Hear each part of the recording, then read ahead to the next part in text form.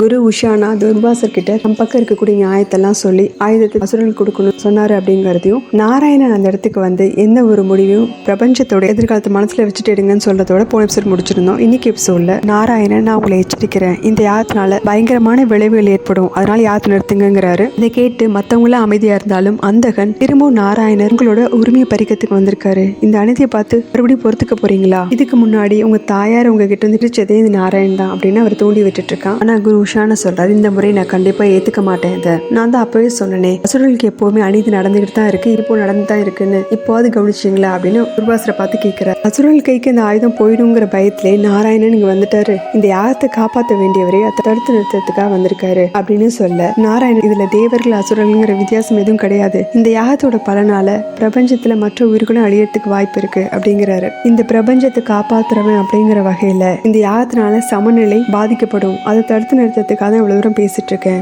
ஏன்னா இதனால ஏற்படக்கூடிய விளைவை தாங்கிறதுக்கு பிரபஞ்சம் இன்னும் தயாரா இல்லை அப்படிங்கிற. இதை கேட்டு குரு உஷானாவும் அந்தவனும் கோபத்துல நின்றுட்டு இருக்காங்க. அடுத்த காட்சியில கைலாயத்தை காமிக்கிறாங்க. பார்வதி யோசனையில இருக்காங்க. குரு உஷானாவும் அந்தகனும் அந்த யாகத்துக்கு போயிருக்காங்கன்னு சிவன் சொன்னதை அவங்க யோசிச்சுட்டு இருக்காங்க. அந்த இடத்துக்கு வர லட்சுமி கேட்கறாங்க, என்ன யோசனையில இருக்கீங்க அப்படின்னு. எனக்கு ஒரு விஷயம் புரியல, சங்கடம் வரும்போதெல்லாம் என்னோட தாய் அன்புதான் சிக்கல்ல மாட்டுது, அவனுக்கு பயிற்சி கிடைக்கணும் தான் குரு உஷானா கிட்ட அனுப்பினேன், ஆனா அவன் துர்வாசர் இடத்துக்கு போயிருக்கான், என்னோட கவலை எல்லாம் அப்படின்னு சொல்லிட்டு இருக்கும் போதே திரும்பி லட்சுமி கவனிக்கிறாங்க. லட்சுமி ரொம்ப யோசனையில இருக்கவும், நீங்க கவலையோட இருக்கீங்க அப்படின்னு கேட்டதும் எனக்கு என்னன்னு தெரியல, ஏதோ வருத்தமா இருக்கு அப்படிங்கிறாங்க லட்சுமி. நரகாசுரனால பிரச்சனை ஏற்பட்டப்போ நாராயணன் அவன் கூட எப்படிலாம் போராடினாரு அப்படிங்கறதெல்லாம் ஞாபகத்துக்கு வருது அப்படிங்கிறாங்க லட்சுமி. இதோட இந்த எபிசோட் முடியுது. அடுத்த எபிசோட்ல பார்க்கலாம். சேனல் லைக் பண்ணுங்க, ஷேர் பண்ணுங்க, சப்ஸ்கிரைப் பண்ணுங்க, பெல் பட்டனையும் பிரஸ் பண்ணுங்க. தேங்க்யூ.